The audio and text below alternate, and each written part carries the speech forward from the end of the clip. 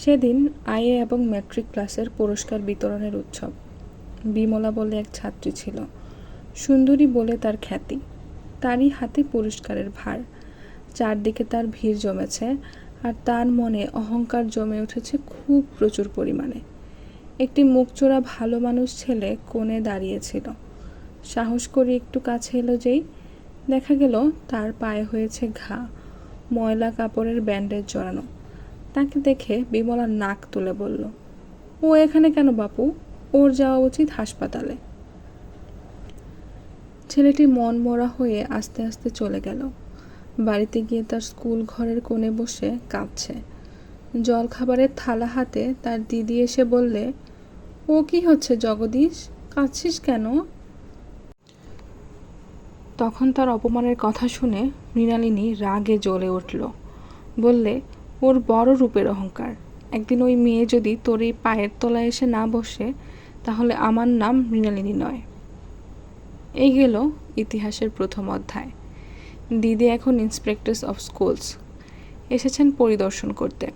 তিনি তার ভাইয়ের এই দুঃখের কাহিনী মেয়েদের শোনালেন। শুনে মেয়েরা ছি ছি করে উঠল।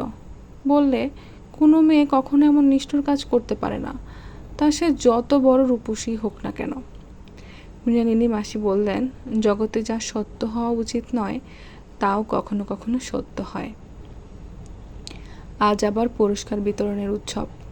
আরম্ভ হওয়ার কিছু আগেই মৃণালিনী মাসি মেয়েদের জিজ্ঞাসা করলেন, আচ্ছা, সেই দিন সেই যে ভালো মানুষ ছেলেটিকে অপমান করে বিদায় করা হয়েছিল, আজ সে কি হলে তোমরা খুশি হও? কেউ বললে কবি, কেউ বললে বিপ্লবী। বাইরে থেকে নিমন্ত্রিত একটি মেয়ে বললে হাইকোর্টের জজ। ঘণ্টা বাজল, সবাই প্রস্তুত হয়ে বসল। যিনি প্রাইজ দেবেন তিনি এসে প্রবেশ করলেন। জগদীশ প্রসাদ, হাইকোর্টের জজ। তিনি বসতেই সেই নিমন্ত্রিত মেয়ে, যে মুজফ্ফরপুরে মেয়েদের হাই স্কুলের তৃতীয় বর্গে অঙ্ক কষাতো, সে এসে প্রমাণ করে তার পায়ে ফুলের মালা দিয়ে চন্দনের ফোঁটা লাগিয়ে দিলে। জগদীশ প্রসাদ শশব্যস্ত হয়ে বলে উঠলেন, এ আবার কী রকমের সম্মান? মাসি বললেন, নতুন রকমের বলছো কেন? অতি পুরাতন। আমাদের দেশে দেবতাদের পুজো আরম্ভ হয় পায়ের দিক থেকে। আজ তোমার সেই পদের সম্মান করা হলো। এবার পরিচয়গুলো সমাপ্ত করা যাক। এই মেয়েটি এককালকার রূপসী ছাত্রী বিমলা দিদি। বোর্ডিং স্কুলের অহংকারের সামগ্রী ছিল। পিতার মৃত্যুর পরে আজ ক্লাস পড়াবার ভার নিয়েছে, আর এদিক ওদিক থেকে কিছু টিউশনি করে কাজ চালায়। যে পাকে একদিন সে ঘৃণা করেছিল, সেই পাকে অর্ঘ্য দেবার জন্য আজ তার বিশেষ করে নিমন্ত্রণ হয়েছে। মৃণালিনী মাসি সেই সেদিনকার দিদি, আর সেই তার ভাই জগদীশ প্রসাদ, হাইকোর্টের জজ। এটা গল্পের মতো শোনাচ্ছে, কিন্তু কখনো কখনো গল্পও সত্যি হয়। আর যে লোকটা এই ইতিহাসটা লিখেছে, সে হচ্ছে অবিনাশ। সেদিন সে লম্বা লম্বা পা ফেলে বড় বড় পরীক্ষা ডিঙিয়ে চলত। সেও উপস্থিত ছিল সেই প্রথমবারকার পুরস্কারের উৎসবে।